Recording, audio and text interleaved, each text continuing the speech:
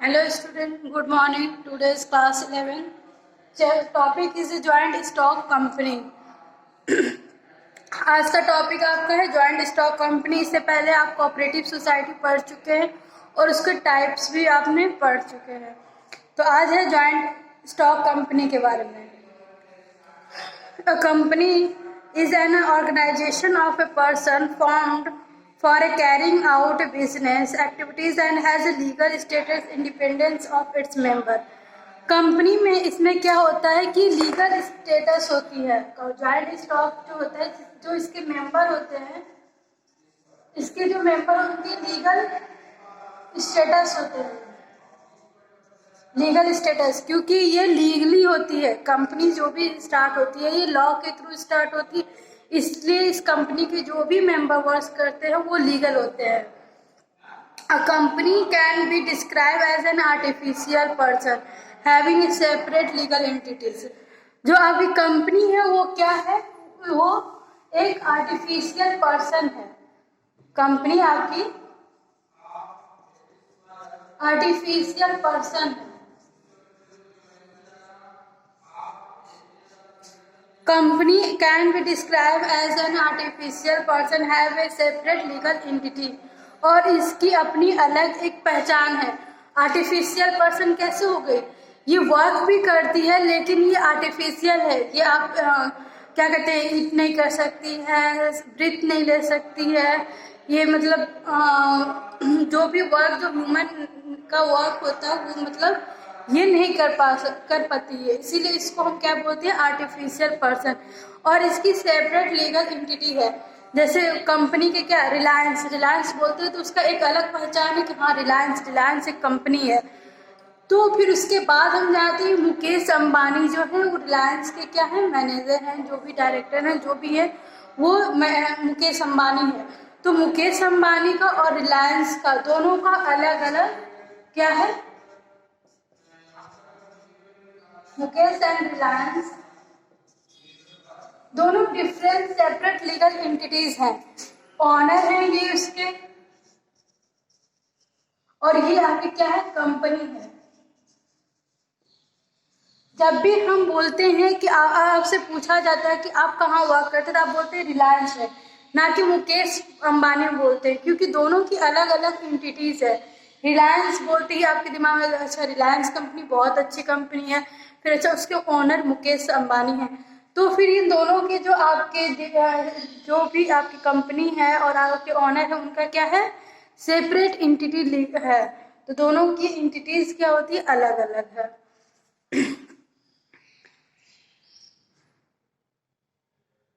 Perpetual succession and a common seal. Perpetual succession और common seal है।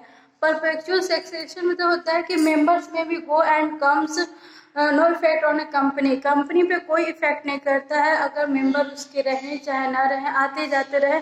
Company law के through बनी है, लॉ के थ्रू वो एंड होगी, तो कंपनी को कोई इफेक्ट नहीं पड़ता है।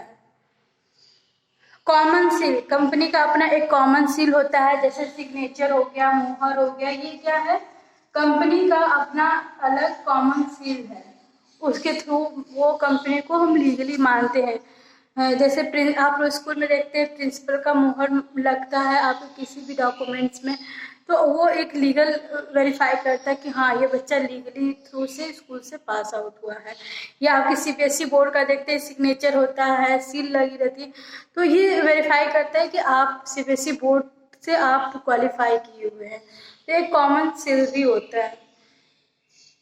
The Company Act 2013 as the per section 220 of Act 2013. Company means a company incorporate under this act or any other previous company law.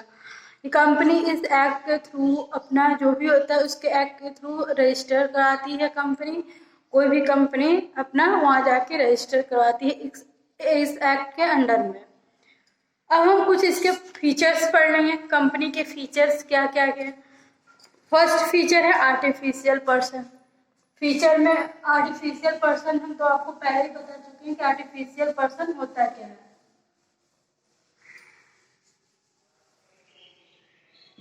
First है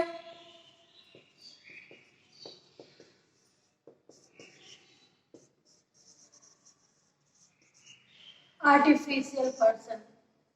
कंपनी आपकी क्या है? आर्टिफिशियल पर्सन है, क्योंकि वो सांस नहीं ले सकती है, खाना नहीं खा सकती है और भी जो भी ह्यूमन नेचर है वो नहीं कर पाती है। तो इसलिए कंपनी क्या है? आर्टिफिशियल पर्सन है। वो एक्ट कर सकती है, वो उसके अंदर एक्ट, हम काम करते हैं उसको पहचानते हैं, उसको जानते हैं, तो उसके नाम के थ्रू जानते हैं। इसलिए कंपनी क्या है? आपका आर्टिफिशियल पर्सन है। A company is a creation of a law and existing dependence of its member. Like natural person of a company can own property, incur debt, borrowing money, enter into who contracts you and be sued. But unlikely them it cannot be breathe, eat, run, talk and so on. इसमें ये बताया जा रहा है कि company जो है creation by law के द्वारा के, और ये exist independently of its member, और इसके मेंबर जो है इंडिपेंडेंटली क्या करते हैं? एग्जिस्ट करते हैं। Like a natural person, company can own property, company की अपनी ओन प्रॉपर्टी हो, इनका डेप्ट भी होती है, बोरोइंग मनी भी होती है, इंटर इनटू कॉन्ट्रैक्ट आप इसके अंदर इंटर भी कर सकते हैं। लेकिन ह्यूमन के जैसे ही क्या करती है? ब्रीथ नहीं ले सकती है, ईट नहीं कर सकती, रन और टॉक नहीं कर सकती, इसीलिए हम इसको क्या बोलते हैं? आर्टिफिशियल पर्सन बोलते हैं। सेकेंड थिंग आपका है, सेकेंड है आपका पर सेपरेट एंटिटी।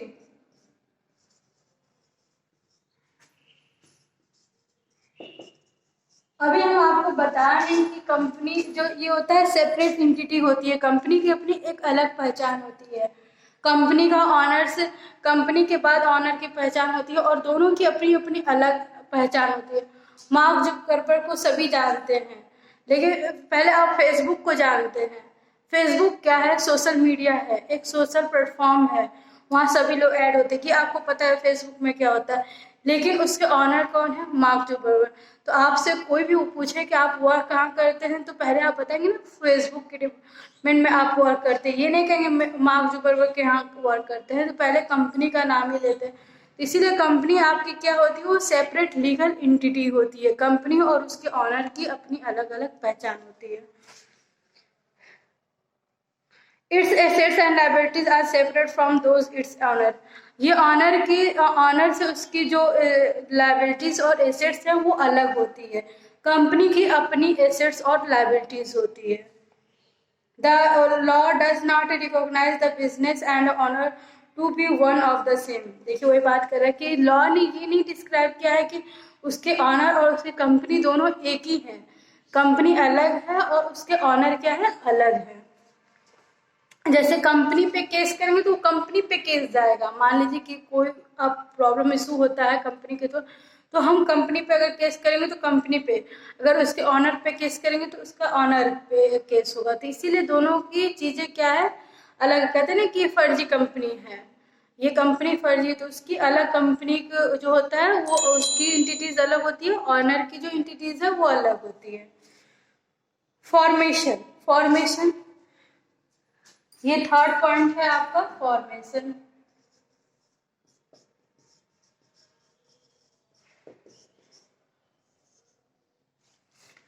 फॉर्मेशन मतलब होता है बनना, किसी कंपनी को बनाना है तो उसमें क्या क्या वर्क चाहता है।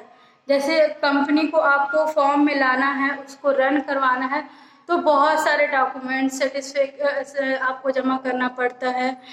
जैसे लॉ के थ्रू आपको एक्ट के थ्रू रजिस्टर करवाना पड़ता है। ये सभी चीज़ें आपको करना, जिसमें टाइम कंज्यूमिंग है, ये टाइम कंज्यूमिंग लेता है, बहुत लेंदी प्रोसेस होता है।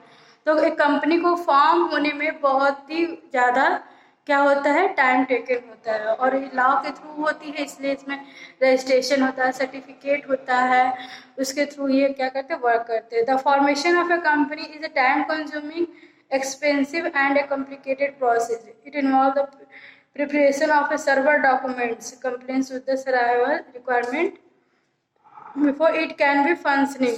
आपके सारे जो सर्वर जो भी रिक्वायरमेंट है, डॉक्यूमेंट है, उसको करने के बाद ही कंपनी क्या आती है? वर्क करने लगती है, फंक्शनिंग करने लगती है, उसके बाद है। तो ये आपका थोड़ा सा आपको टाइम टेकन प्रोसेस होता है।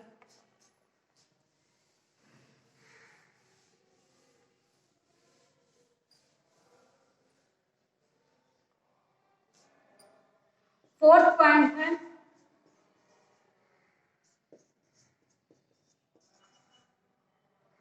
परपेचुअल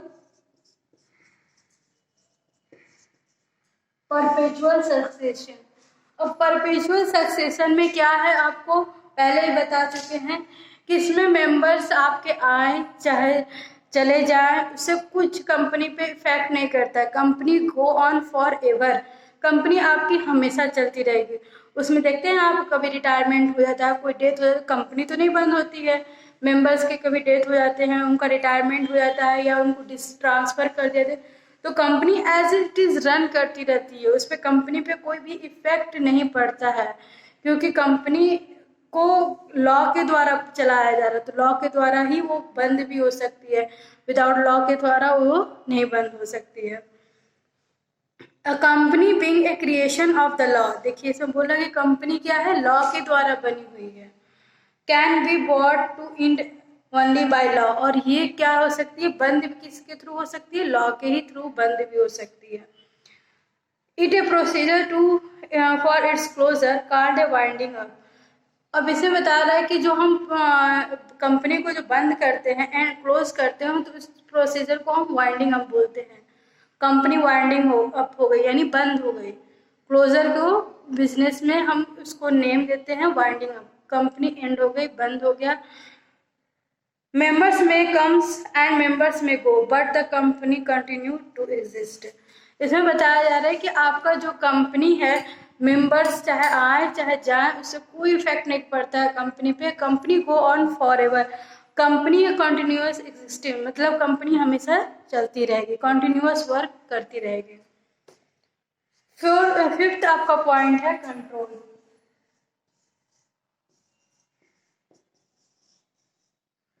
अब आप कंट्रोल पहले आप देख चुके हैं कि जॉइंट हिंदू कंपनी में क्या था, करता था। पार्टनरशिप में पार्टनर्स थे। सोल प्रोप्राइटर्स में क्या था, सोल अकेला ऑनर्स जो था वो था, उन्हीं लोगों का कंट्रोल रहता था। लेकिन कंपनी